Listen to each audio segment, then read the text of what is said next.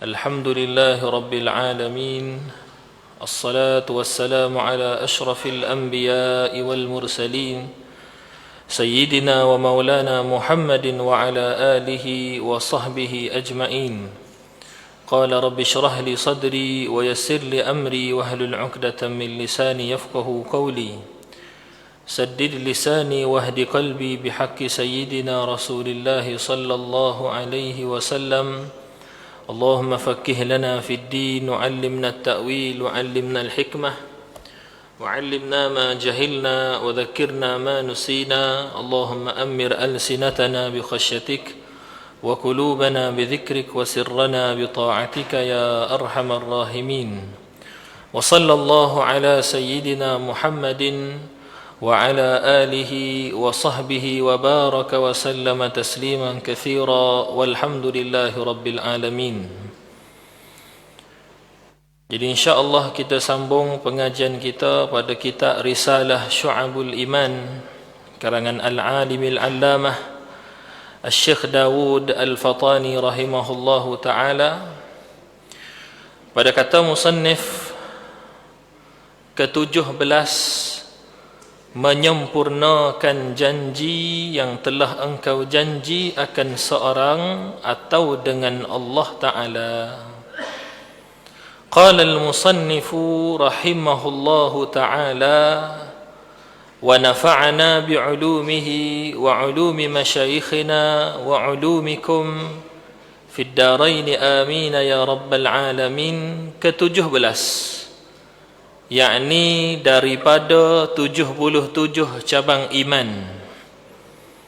Siapa yang buatnya maka bertambah iman, dan siapa yang meninggalkannya, bahkan ataupun kita kata merendahkannya, maka boleh membawakan kepada kekufuran. Apa tu yang ke-17? Menyempurnakan janji yang telah engkau janji. Ada dua situ. Ada janji dan ada menyempurnakan janji. Dalam bahasa kita sebut dengan menunaikan janji.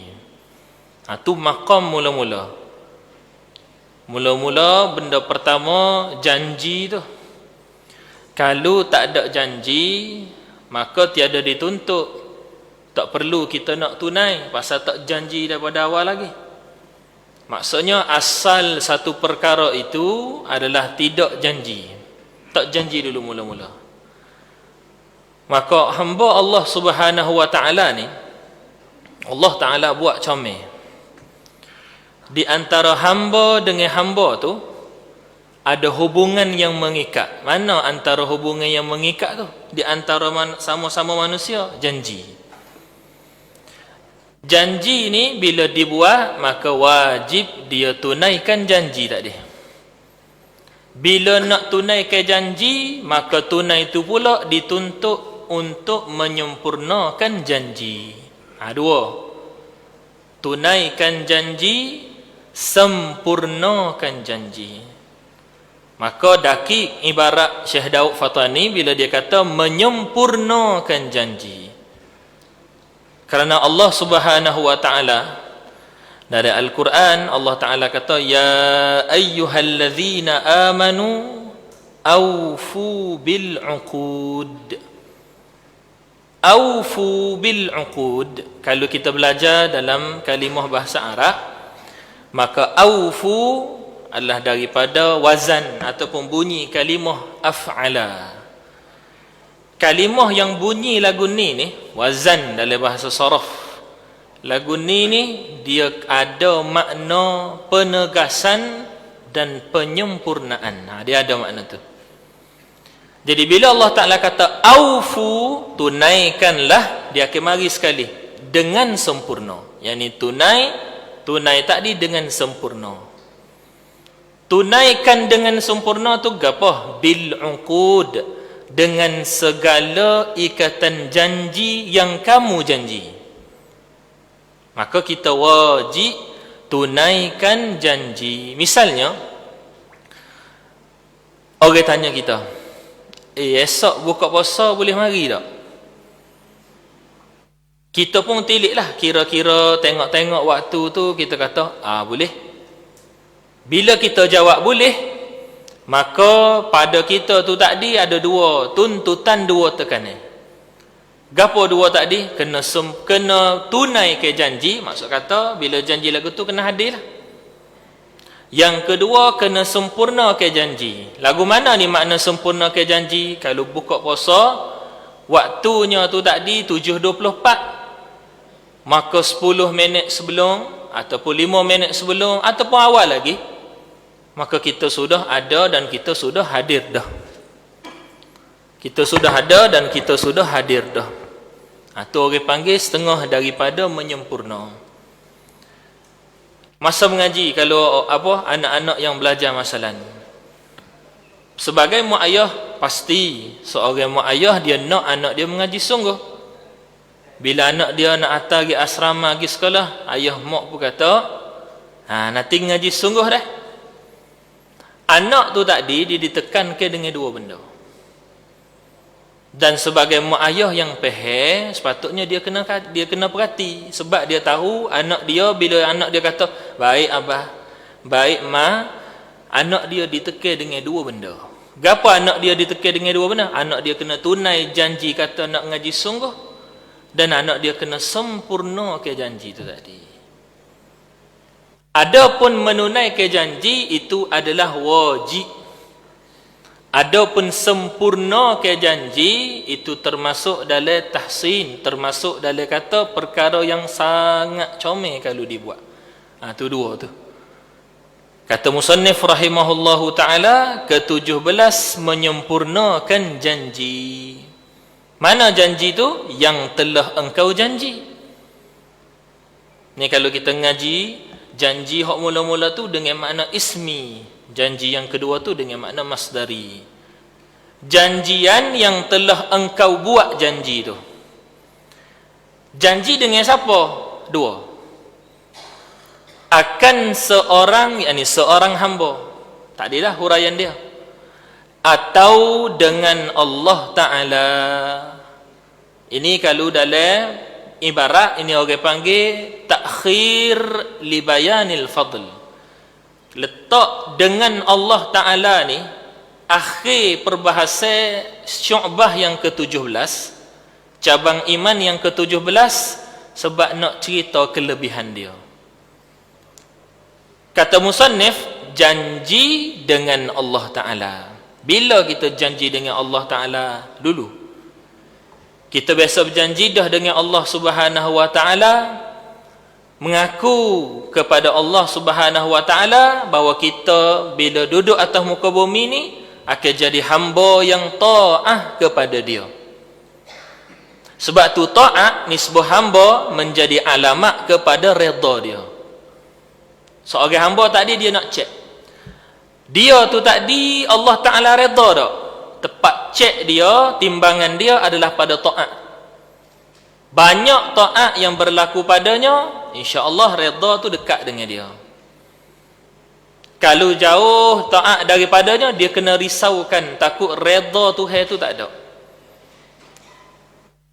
Dulu lagi kita duk janji dah dengan Allah Ta'ala nak jadi hamba yang ta'at. Maka bila sampai kepada muka bumi ni, maka apa? Maka kita kena tunaikan. Sebab tu Nabi SAW sebut al-'idatu dainun. Janji ni dia hutang. Janji-janji ni dia hutang. Bila tertunai hutang tu tadi? Bila kita bayar. Bayar hutang terlepas adalah daripada tuntutan hutang tadi. Al-'idatu dainun, Nabi SAW kata. Maka wajib menyempurnakan dan menunaikan janji. Maka para ulama bahas, tak kala kita nampak tadi, janji itu urusan dia besar. Makna kata nak janji-janji ni lepas pada tu ada tuntutan besar. Maka ulama bahas, ulama kira dan mereka sampaikan kepada kita, sepatutnya bagi seorang sebelum dia nak berjanji, dia kena buat kira dah. Dia kena tilik dah. Sebelum janji tu kena kira dah. Tengok dulu. Ni kita boleh buat ikat janji ke tak? Pasal janji ni akan jadi hutang. Kalau boleh, maka janji. Kalau kira-kira tak boleh, jangan janji daripada awal lagi. Nampak tu dah? Ada setengah menjadi adat di tempat kita lah. Iaitu menggunakan insya-Allah untuk melepaskan semua tu tadi. Yang ni untuk melepaskan daripada ikatan hutang tu. Dia kalau nak kira asal, salah kita guna cara insya-Allah tadi. Insya-Allah adalah lafaz pengikat. Dia panggil ta'liq pada apa yang kita nak buat tu. Bukan alat untuk pelepas daripada janji tu tak ada. Maka boleh jadi seorang tadi bila dia silap faham lafaz insya-Allah, bila dia janji lalu dia sebut insya-Allah tapi dia tak tunai janji tu dengan sengaja, maka dia rasa keadaan dia tu lebih rengek daripada dia tak sebut insya-Allah. Tidak, bukan lagu tu. Kalau kita qasad dah untuk tidak nak tunai janji, tak boleh sebut insya-Allah. Kena jawab selalu, tak boleh tu. Kena ayat gitu. Besar, janji ni besar. Tak kira dia terikat dengan, sama ada dia dengan Allah Ta'ala ataupun dengan hamba, dengan pangkat lagu mana pun, dengan hamba tadi. Besar. Itu janji dengan Allah Subhanahu Wa Ta'ala dan janji dengan makhluk. Siapa tunai janji, bertambah iman. Siapa tak tunai janji, maka berkurang iman. Itu maksud kepada cabang-cabang iman. Kita sekarang ni tengah bahas kitab yang bincang syu'abul iman. Ni kita hurai sepatah lalu. Takut-takut ada yang apa tak tahu. Nabi SAW sebut al-imanu bid'un wa sab'una syu'bah. Iman ni ada 70 lebih cabang. Nabi sendiri SAW tidak sebut 77. Nabi hanya sebut 70 lebih. Bid'un ni maksud dia 70 lebih, bukan 77. Ulama yang setelahnya lah yang mari tafsirkan 77 tadi. Sebab tu kita tengok ada setengah kira 70 ni, ada setengah kira 77, ada setengah kira 78 dan 79. Cabang iman tadi. Maka semua cabang iman ni kalau dibuat maka bertambah iman. Kalau tidak dibuat maka berkurang iman.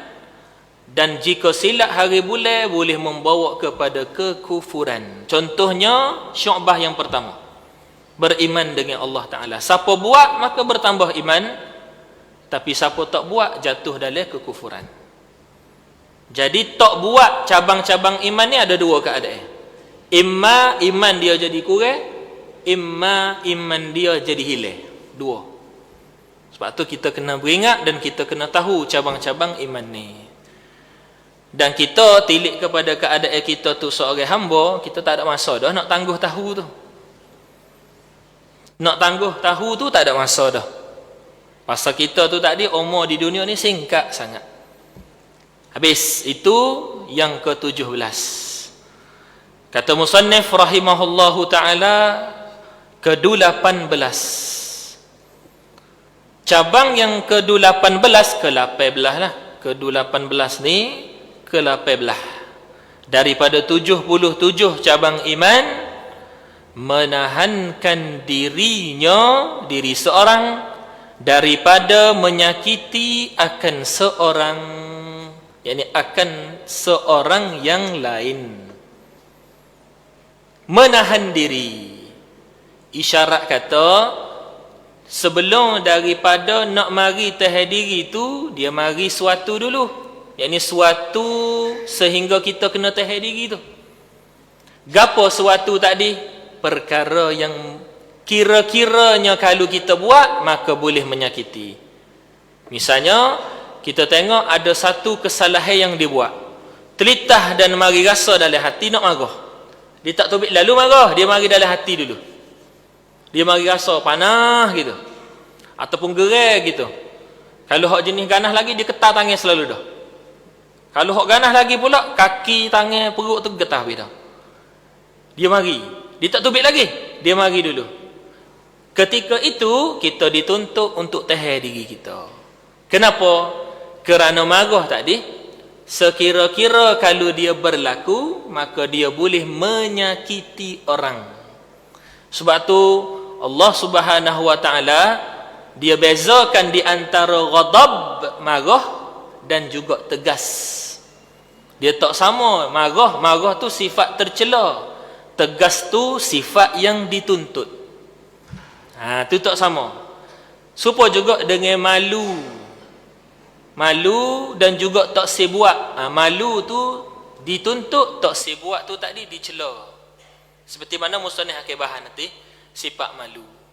Maka musannif kata, setengah daripada perkara yang menambah iman ialah menahankan dirinya, diri seorang tadi, daripada menyakiti.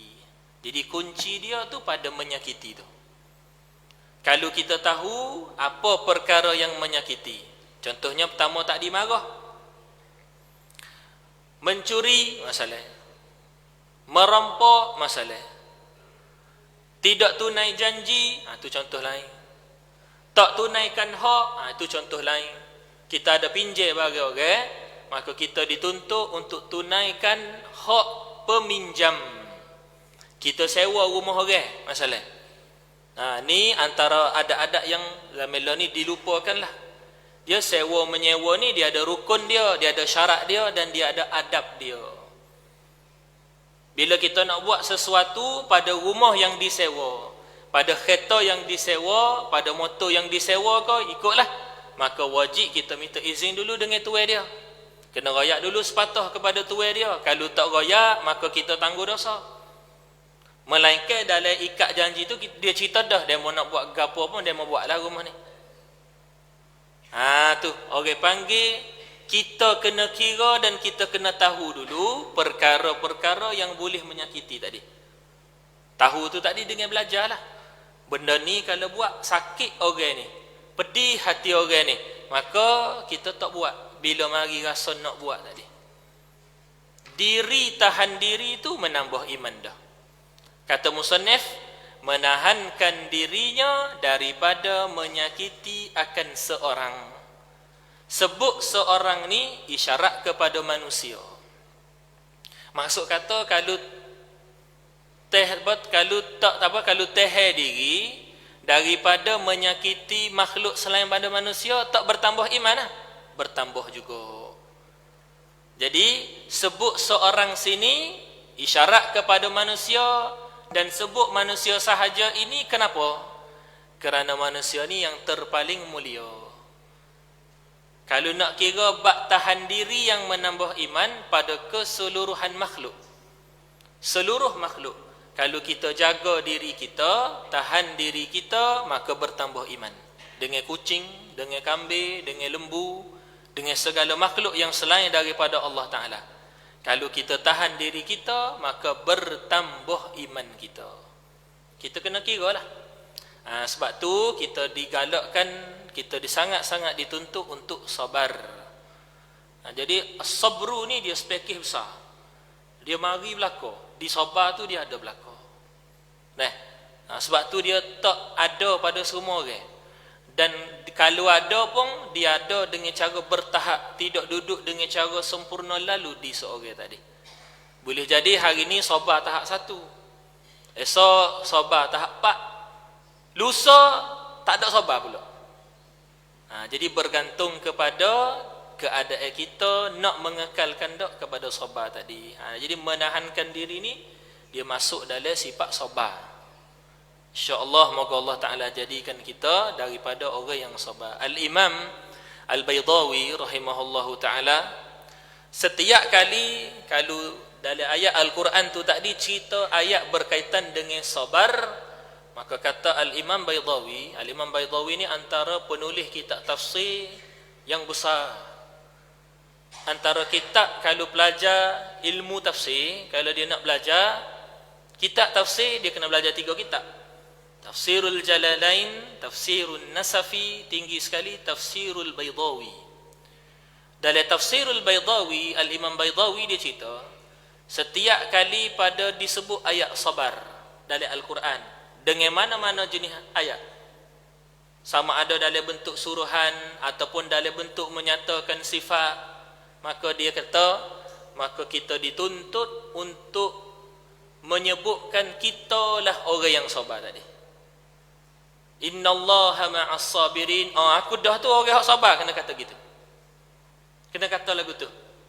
Supaya sabrun tu jadi sebati dalam diri. Itu cara yang Fadilatul Imam ajarkan kepada kita untuk mendapatkan sabar. Habis. Itu yang ke-18. Kalau buat bertambah iman, kalau tidak buat maka berkurang iman. Ke-19, syu'bah, cabang. Syu'bah ni bahasa Arab. Dalam bahasa Melayu dia cabang. Cabang yang ke-19, baktinya seorang kepada dua ibu bapaknya seorang tadi. Maka siapa yang berbakti kepada kedua ibu bapaknya, bertambah iman dia. Dan siapa yang tidak berbakti kepada ibu ayahnya, maka berkurang dengan sangat berkurang iman dia. Kerana apa? Kerana berbakti kepada ibu ayah ini adalah wajib. Dan derhaka kepada ibu ayah tu satu dosa daripada dosa-dosa besar. Termasuk dalam 10 dosa besar, sekali dengan tinggal semaya, sekali dengan bunuh orang, sekali dengan zina, sekali dengan rebo. Tu dia sekali belaka tu. Cuma dosa besar yang paling orang tak nampak dosa besar, tak dia. Tidak berbakti kepada ibu ayah. Dia dosa besar, tapi yang paling ramai orang nampak tu bukan dosa bahkan. Tak kira dosa besar, dosa pun dia tak nampak. Tu bahaya. Dosa tu satu hal dah bahaya. Tak nampak dosa tu dosa, bahaya juga. Dua dosa situ tu. Maka wajib atas tiap-tiap orang beriman, bukan sekira-kira benda ni sunat ni, bukan. Benda ni wajib untuk seorang anak dia berbakti kepada mak ayah. Baik, kita nak bahas makna bakti pula. Pasal boleh jadi seorang tadi dia faham bakti tu tadi dengan makna bagi pitih. Boleh jadi seorang tu tadi dia faham makna bakti tu tadi dengan cara siung tangan saja. Kena faham makna bakti supaya kita boleh pastikan anak-anak kita dan kita boleh pastikan khususnya diri kita masuk dalam golongan ni. Golongan berbakti ni. Apa makna bakti? Bakti ni makna dia tunaikan hak kepada ibu ayah dengan cara yang dia redha, yakni cara yang Allah Subhanahu wa taala redha. Bermaksud, kalau seorang tadi dia tunaikan hak sahaja, kalau dia tunai pula dengan cara yang Tuhan tidak redha, itu tak panggil bakti lagi. Ataupun dia tunaikan dah tapi tak tunaikan hak, tu pun tak panggil bakti lagi. Bila jadi bakti tu? Tunaikan hak dengan cara Tuhan redha. Tu baru jadi bakti kepada mak ayah. Contohnya, seorang tadi dia budak kecil. Budak kecil ni kalau kita kira-kira kita ni asal belaka daripada keadaan budak kecil tadi. Maka kita tengok dan kita faham dah bila sampai pada umur setara ni bahkan lebih, bahawasanya budak-budak ni dia kurang sikit faham pada beberapa perkara. Dia tak reti, dia tak pandai pada beberapa perkara. Maka kita sebagai mak ayah, kita bagi nafkah. Bila bagi nafkah, macam kita cerita kemarin, kalau orang tu tadi dia tertukar di antara adil dan fadil, maka dia mengharapkan anak dia tadi tunaikan hormat kepada dia masalah. Tunaikan hormat kepada dia masalah. Baik, maka anak tu tadi tidak hormat kepada dia, budak lagi, tak hormat. Maka ayah tadi wajib ke atasnya untuk mengajar hormat kepada budak tadi. Kenapa? Kerana wajib atas budak tu tadi menunaikan hormat, kerana itu hak dia. Bukan kerana dia wajib balas gapo kebaikan kita buat kepada dia, bukan. Tapi kerana hak budak tu tadi kena hormat, itu hak dia yang wajib dia tunaikan kepada kita. Beza tu kan? Bila kita buat kebaikan, kita habis dah. Kita tidak menilik melainkan gapo Allah Ta'ala nak bagi kepada kita. Setakat tu je hak kita dituntut. Anak kita, kita kena ajar dia hormat kita bukan kerana dia wajib balas gapo kita buat ke dia, tapi kerana itu hak dia yang wajib dia tunaikan kepada kita. Lain tu. Hati-hati dalam bab mendidik anak.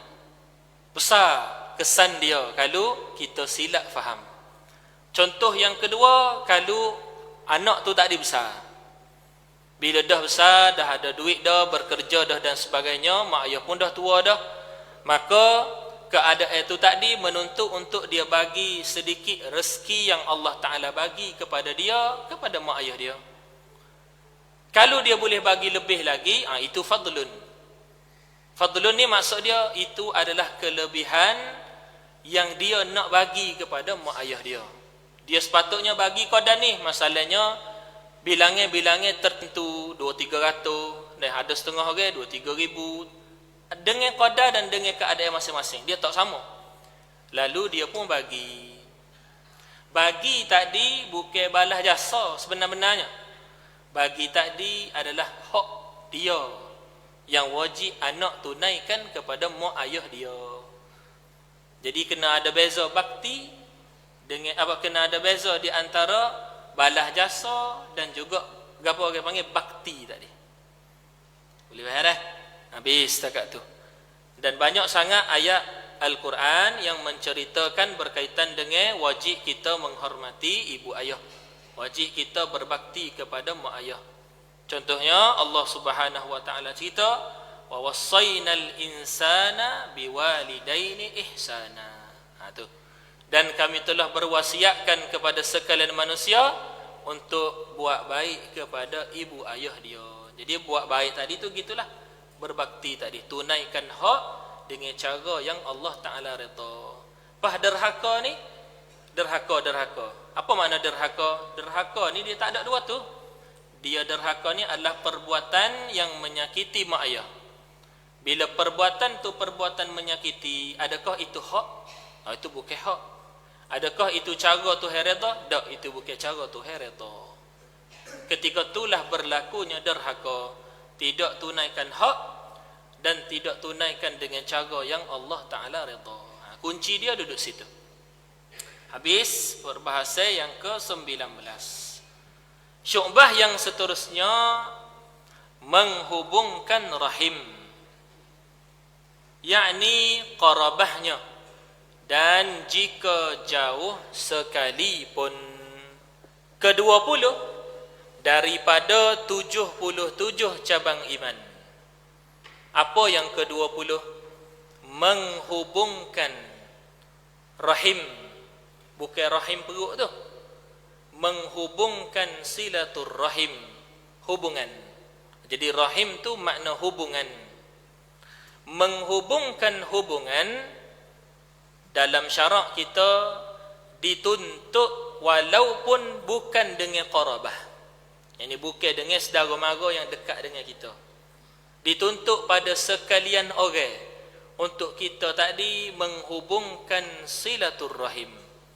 Dan menghubungkan silaturrahim antara kewajipan yang besar yang disusung oleh para yang apa Allah Subhanahu wa taala ceritakan dapat menambah rezeki dengan sangat kuat.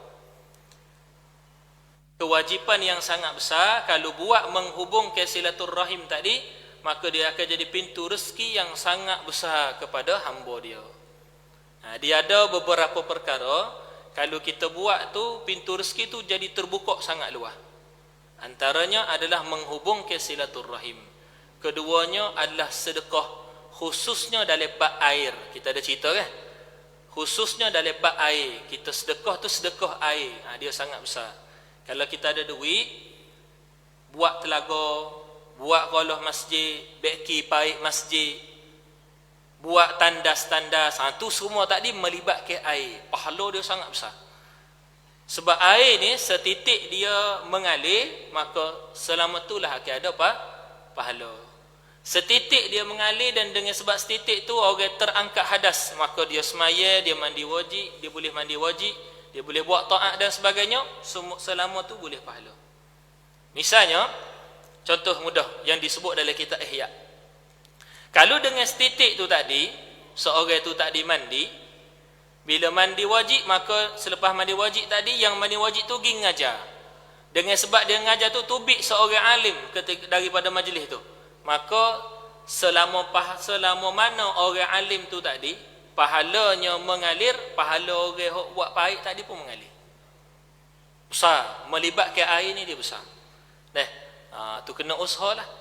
Kena usaha. Kalau kita boleh sikit, maka sikit. Kalau boleh banyak, maka banyak. Macam telaga dan sebagainya tu, itu makan usaha sikit. Kalau mampu, tu tersangat dituntut. Tok guru kita di Mesir sekalipun, dia sangat menekan anak-anak murid dia untuk buat benda ni. Kalau di Mesir, telaga tu dia tak perlu. Yang diperlu tu adalah air sabil. Air sabil ni tempat kita jarang jumpa, melainkan di masjid-masjid. Di Mesir ataupun di negara Arab, air sabil dia tu duduk merata.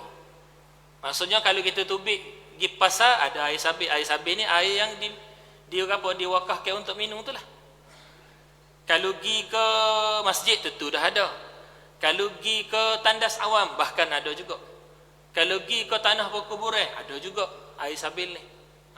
Kalau di tanah harak, dia dituntut dengan cara tu, buat air sabil.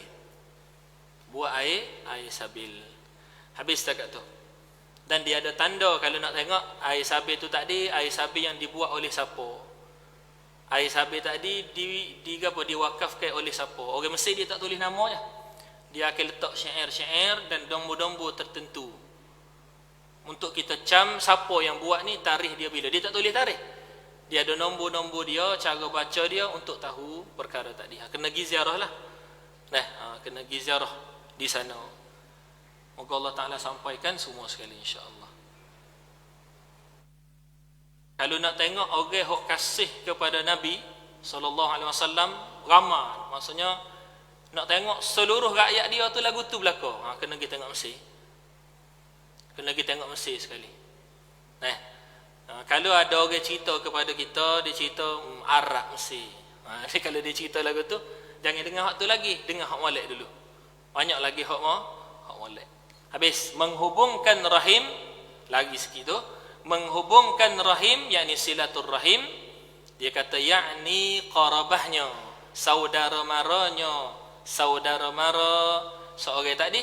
Dan jika jauh, yakni jika jauh saudara mara itu sekalipun. Tu. Jauh ni ada dua lah. Jauh makani, jauh nisbi. Jauh makani maksudnya tempat duduk tu jauh. Kita duduk di Kelantan, sepupu kita duduk di Sarawak.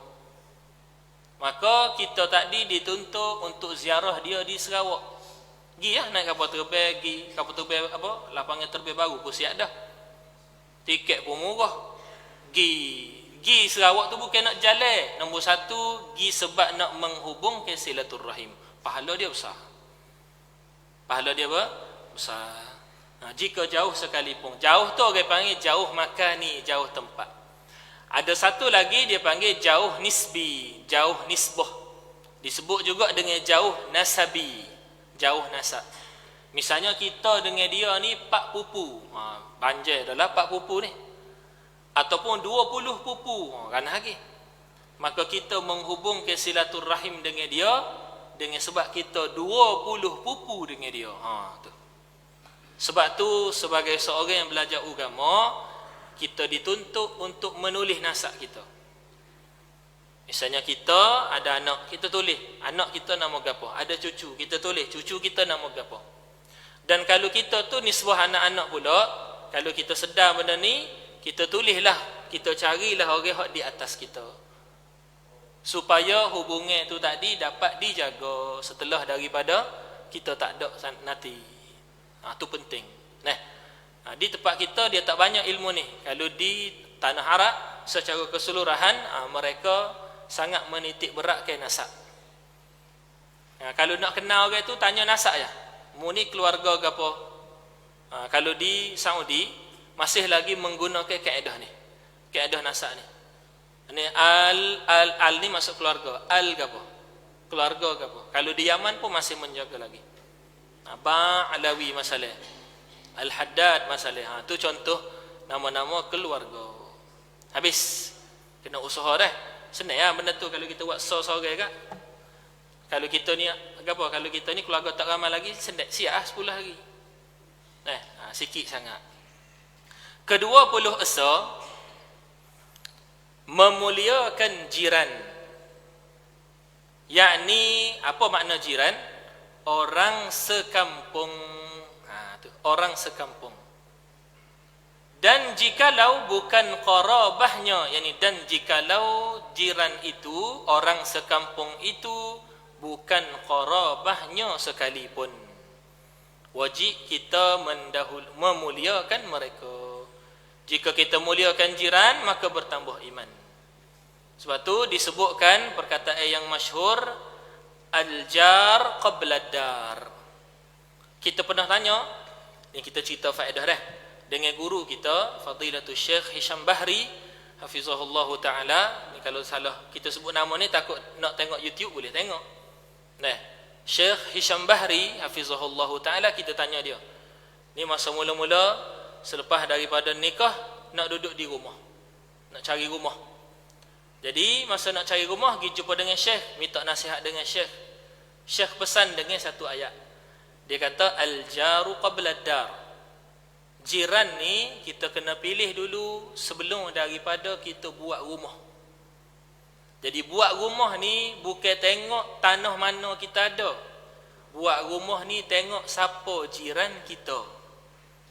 Atau Syekh pesan. Lalu Syekh kata banyakkan amal muka surat terakhir daripada surah Maryam. InsyaAllah dikurniakan jiran yang baik. Dikurniakan jiran yang baik. Kalau orang itu tadi tak ada rumah, maka bila dia dapat rumah, dapat jiran yang baik. Kalau orang itu ada dah rumah, baca amal, insya-Allah jiran-jiran tu seperti mana kita harap jiran kita jadi baik, kita pun jadi jiran yang baik kepada jiran kita. Surah Maryam muka surat yang terakhir. Kalau kita tengok pada muka surat terakhir tu ada kisah isteri Firaun. Ada kisah isteri Firaun pada bab mencari rumah. Itu insya-Allah boleh cerita pada satu masa lain nanti insya-Allah. Boleh amal. Jadi cari jiran ni sebelum daripada cari rumah. Memuliakan jiran, yakni orang sekampung, dan jikalau bukan qarabahnya, yakni sekalipun. Sekampung tu tadi, jiran tu tadi, sehingga mana kita panggil jiran? Kata musannif, hingga 40 kampung. Jiran-jiran tu sampai 40 kampung pun dipanggil jiran. Dia kata kerana disuruh pada hadis, disuruh oleh baginda Nabi SAW untuk memuliakan jiran sehingga 40 kampung. Dan yang hampirnya itu, yakni daripada jiran, terlebih aula, yakni pada nak menghormatinya dengan dia, dengan memuliakan daripada yang lain. Yang lebih dekat lagi aula untuk kita menghormati dan memuliakan dia. Jiran sebelah rumah kita, hak tu hak kita kena dahulukan dulu. Lepas tu bagi 2 rumah pula, lepas tu 3 rumah pula, ke depan ke belakang pun sama juga. Yang lebih dekat dulu terlebih aula. Bukan hak sekung dengan kita, hak terlebih dekat dulu. Habis. Dia kena gerak sikit lah pasal masuk sampai hari Selasa ya. Tu. Ke-22, memuliakan jamuan yang datang berhenti padanya pada seorang. Ke-22 daripada perkara yang menambah iman, memuliakan jamuan. Jamuan sini maksud orang yang menziarah. memuliakan jamuan, yakni orang yang ziarah yang datang berhenti padanya pada seorang orang mari rumah. Maka kalau kita orang mari rumah, kita jamu dia, kita menghormati dia, kita tunaikan hak sebagai seorang yang zair, maka insya-Allah bertambah iman kita. Dan orang yang ziarah pula dia kena fahamlah adab-adab menziarahi rumah orang. Kalau di tanah Arab sana dan di Morocco khususnya, adab ni masih diguna, iaitu kalau seorang itu tadi lama dah duduk di rumah orang, tuan rumah nak royak kata lama dah ni, tuan rumah akan tarik baju lagu ni. Dia tarik baju, dia buat gini. Buat gitu. Jadi kalau tuan rumah tarik baju lagu ni, dia betul. Bukan dia nak suruh kita puji dia baju comel. Dia nak suruh kita klik.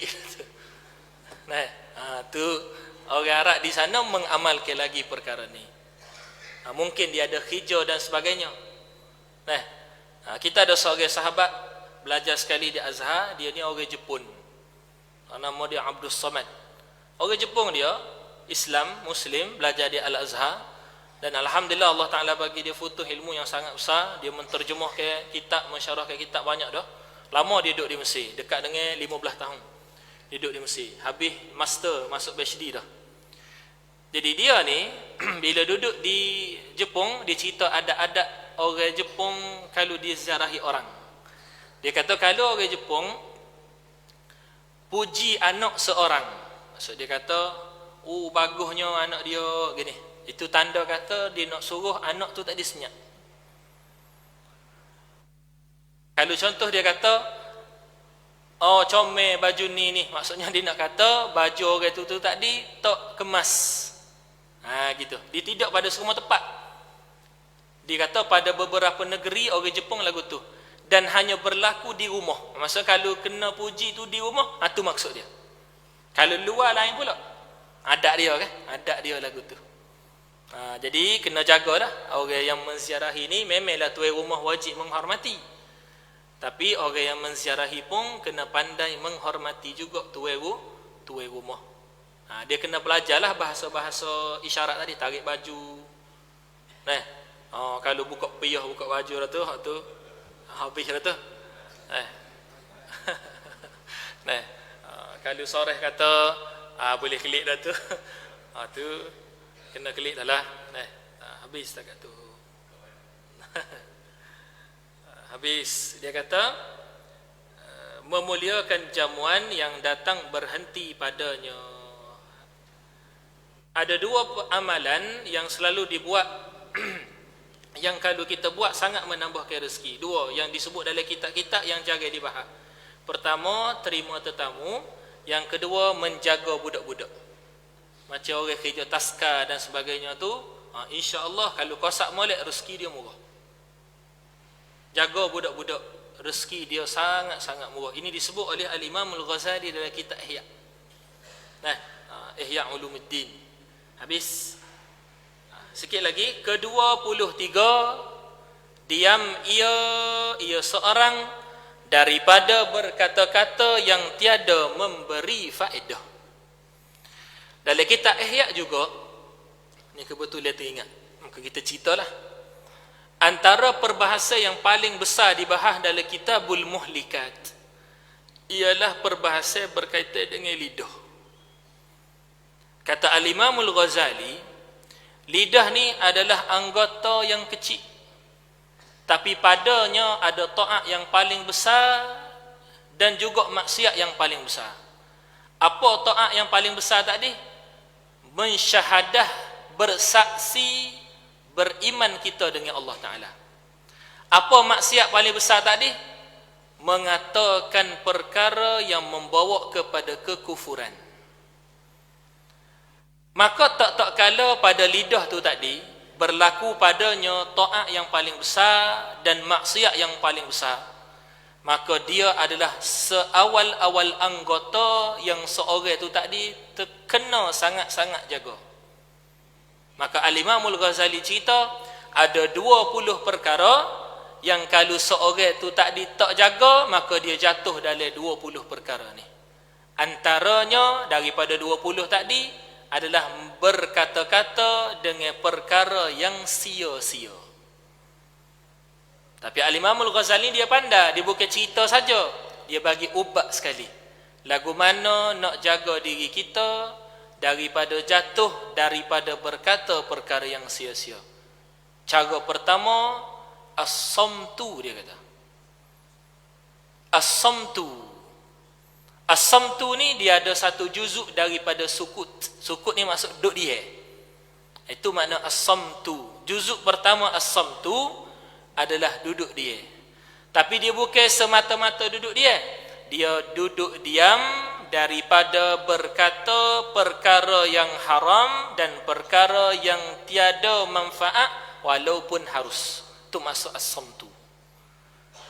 Dan as-samtu ni sangat-sangat dituntut banyak kali dalam hadis dan dalam Al-Quran. As-samtu ni.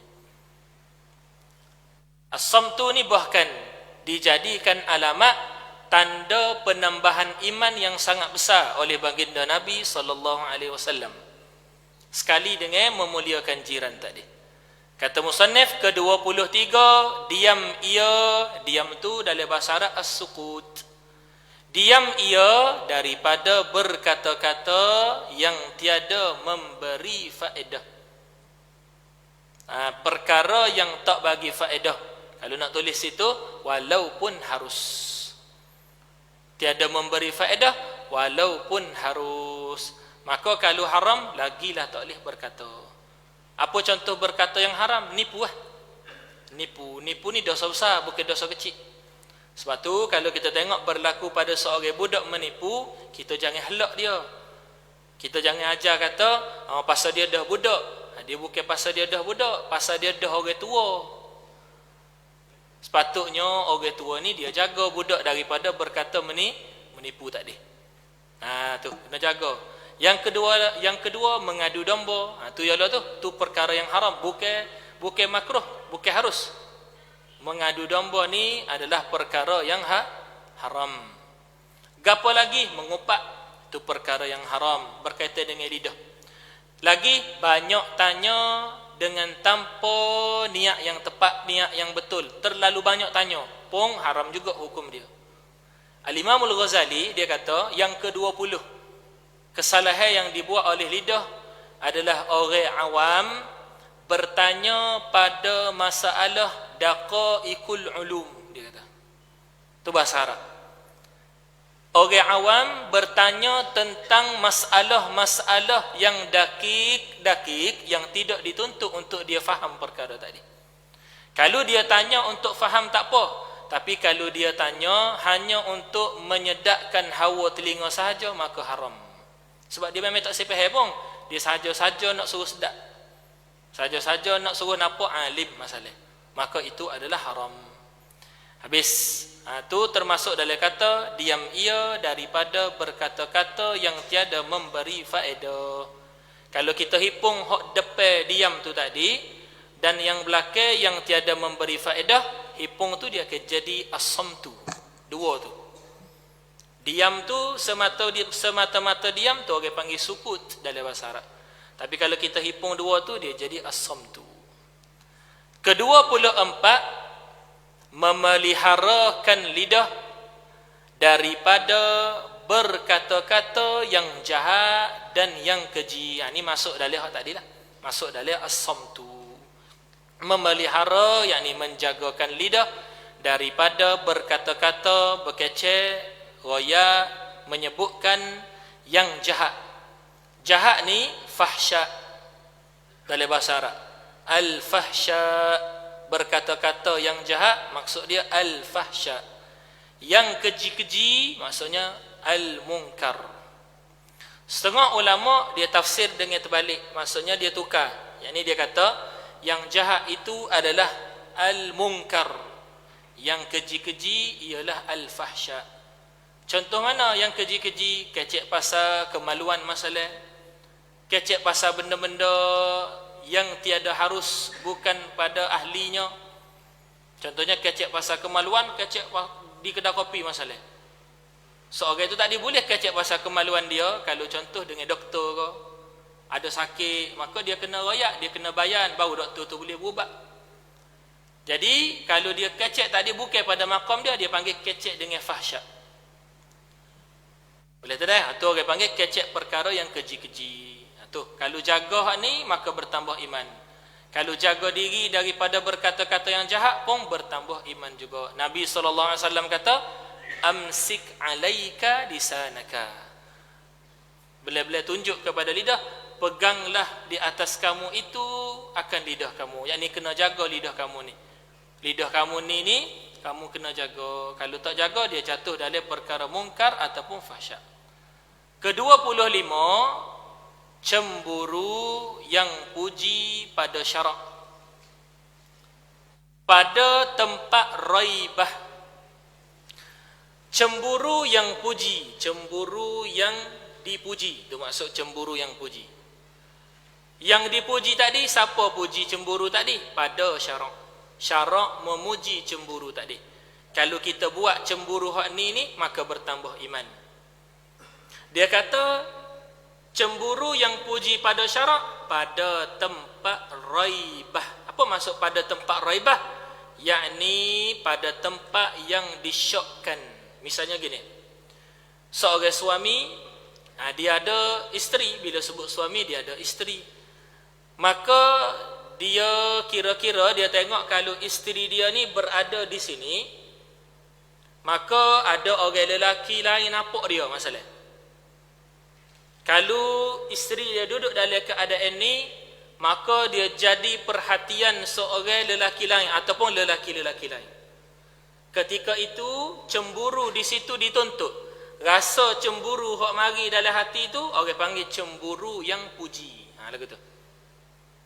Kenapa? Sebab kalau perempuan isteri dia tak pergi masalah tempat tu, dalam keadaan pakaian itu, maka dia terdedah auratnya masalah. Maka ketika itu wajib suami tu tak ditegur, dan cemburu dia tu dapat pahala. Kalau tidak, dia akan masuk dalam tempat yang raibah, tempat yang disyokkan, tempat yang dirisaukan, nampak aurat isteri dia, atau orang panggil raibah. Cemburu situ tu dituntut. Adapun yang dicela itu, iaitu cemburu ia sebab jahat sangkanya. Tu. Cemburu ia dengan sebab jahat sangkanya. Kalau jahat sangka, itu cerita lain. Itu orang tak panggil cemburu. Misalnya, seorang tu tadi dengan saing dia. Ataupun gini. Ataupun seorang isteri dengan suami dia. Suami dia pergi beli kedai tu tadi ada perempuan. Sebagai seorang suami, wajib dia menjaga batasan. Batasan yang tidak dibenarkan oleh syarak pada sudut ajnabi. Wajib dia jaga.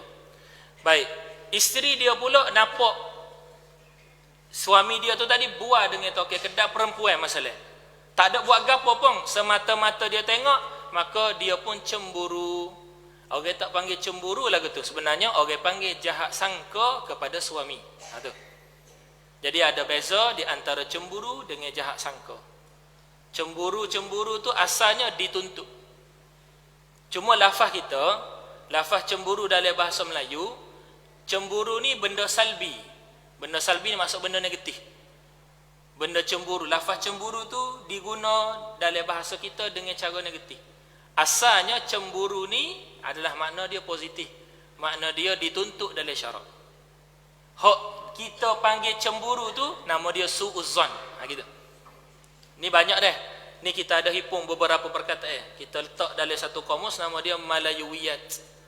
Macam al-fitnatu asyaddu minal qatl. Lafaz al-fitnatu asyaddu minal qatl. Lafaz al-fitnah dalam bahasa Arab tu bukan fitnah dalam bahasa Melayu tu. Lafaz bahasa Arab al-fitnatu asyaddu minal qatl. Kisah semua orang guna. Kalau duduk pada maqam fitnah, dia waktu bik dalil, dia kata al-fitnatu asyaddu minal qatl. Dia kata gitu. Salah tu guna gitu. Sebab tak ada pun dalam bahasa Arab al-fitnatu, dalam bahasa Arab al-fitnatu dengan makna fitnah bahasa Melayu kita. Sama juga hati. Hati kita ni orang panggil sadrun ke orang panggil qalbun. Ni hati kita. Orang panggil sadrun ke qalbun. Tu. Lepas tu kalau kita sebut hati, dalam bahasa Kelantan hati ni kena kepada hak lain pula. Hati. Ni hak dua sini ni. Orang panggil Kelantan panggil hati juga tu. Tapi kalau kita terjemah sadrun, kita terjemah hati. Kalau kita terjemah qalbun pun, kita terjemah hati. Pas kalau hak dua ni kita nak terjemah ke apa? Ni hak dua ni kita nak terjemah ke apa? Sebab tu dia kena ada perincian molek lafaz yang diguna tu. Kalau tidak kita silap faham hukum lah. Hak tu hak risau sekalinya. Jadi dia kena dibahas di tempat dia lah dah. Tu sikit-sikit bolehlah kita cerita. InsyaAllah. Habis. Ke-25, cemburu yang puji pada syarak pada tempat raibah, yakni pada tempat yang disyakkan. Adapun yang dicela itu iaitu cemburu ia sebab jahat sangkanya. Ke-26, meninggalkan berkata-kata dan berbuat daripada tiap-tiap barang yang tiada memberi faedah. Ni banyak kali dah. Hak ni. Ke-27, taqwallah, takut akan Allah Ta'ala. Ni mungkin kita boleh tutup dengan hak ni lah, dengan taqwallah ni. Kata musannif, ke-27, taqwallah. Apa taqwallah? Lafaz taqwa, lafaz tu dia ada kata asal dia. Kata asal dia ialah wiqayah. Wiqayah ni maksud dia dinding. Jadi orang yang bertakwa kepada Allah, orang tu ada dinding. Dia letak dinding, dia letak had pada dia nak bermuamalah pada benda wajib dan haram. Maksudnya orang yang takut pada Allah, dia tak kelakah gi sehingga meninggalkan yang wajib. Dia ada had dia. Benda wajib dia akan buat belaka, dia tak akan gi kepada tinggal. Dinding dia setakat tu ya, wajib tak akan tinggal. Benda haram pula dia tak akan gi kepada buat, sebab dia ada dinding dia dah. Jadi Muslim ini yang bertakwa dia ada pagar dia. Pagar-pagar dia. Dan ini muafakat dengan hadis baginda Nabi SAW. Nabi kata, sesungguhnya syurga itu dipagari dengan al-makarih, dengan benda-benda yang kita tidak suka. Yang ni nak masuk dalam syurga, kena lalu pagar, kena tahan diri berada pada keadaan yang kita tak suka. Tahan nafsu, lapar, berlapar, macam bulan puasa kita berlapar. Bekak kaki semaya, kalau orang semaya terawih tak biasa semaya 20, kata di antara lutut tu. Duk garu pula situ dan sebagainya. Tu sebab tak biasa. Tapi buat. Tapi kita buat. Habis. Dia kata, mana tadi? Taqwallah, iaitu yang terlebih tinggi. Dia kata taqwallah itu yang terlebih tinggi meninggalkan syirik. Itu yang paling tinggi. Takwa yang paling tinggi ialah meninggalkan syirik. Kemudian segala dosa besar, yakni meninggalkan segala dosa besar. Kemudian dosa kecil, yakni meninggalkan dosa kecil. Kemudian meninggalkan syubhah, perkara-perkara yang syubhah, tak dosa syubhah, tinggalkan juga. Kemudian meninggalkan yang lebih daripada yang halal. Halal kalau makan tu boleh, suci molek dah, tapi tinggalkan. Pasal apa? Takut ngatuk terawih masalah. Tu orang panggil setengah daripada takwa. Kemudian meninggalkan ma siwallah, perkara yang selain daripada Allah Subhanahu wa taala. Semua ni hak kita sebut hari ni dan yang akan kita syarah tu, insya-Allah pada syu'bah yang ke-77 sampai syu'bah yang ke-77 semuanya menambah keiman. Jaga makan menambah iman, jaga minum menambah iman. Jadi ulama bahas, kalau seorang tadi dia buat dah benda ni tapi dia tak ada qasad. Dia tak qasad benda tu tadi sebagai satu kebaikan yang dia buat untuk taat kepada Allah Ta'ala, maka dia hanya terselamat, kata para ulama, dia hanya terselamat daripada melakukan dosa, tapi dia tak dapat pahala. Sebab dia buat tu hanya adat dia. Dia buat tu tadi hanya adat dia. Tapi kalau dia buat tu tadi dengan qasad yang baik, maka dia dapat pahala. Dia tengok orang, dia sengih, dia senyum. Senyum ni, minta maaf ni bukan pada hari raya je kan. Senyum ni dituntut pada setiap masa kita dengan orang. Maka dia senyum, maka senyum dia tadi dapat pahala. Bila dapat pahala? Bila dia kosak. Kalau dia tu tadi masalahnya sifat dia beri senyum, sehingga orang panggil dia mak senyum. Masalah. Senyum je sama ke orang. Dia tak ada niat pun. Tu dia terselamat daripada dosa jebek. Tapi dia tak dapat pahala senyum. Walaupun orang panggil dia mak senyum. Sekalipun. Jadi perlu dikosak, perlu diniat segala kebaikan tadi. Boleh dah? Tu. Hatta benda tu sekadar cuci tanda, sirai pokok, gapo lagi? Alih pasu bunga, cuci tayar kereta, isi tayar kereta, isi angin tayar kereta. Tu benda tu tadi kena niat. Cukup dulu, insya-Allah kita sambung esok pula pada yang ke-28. Pada yang ke-28 pada kata musannif rahimahullah, qanaah, yakni memadakan barang yang ada pada tangannya. Habis. Allah Subhanahu wa taala alam wa ilmuhu wa atam. Assalamualaikum warahmatullahi wabarakatuh.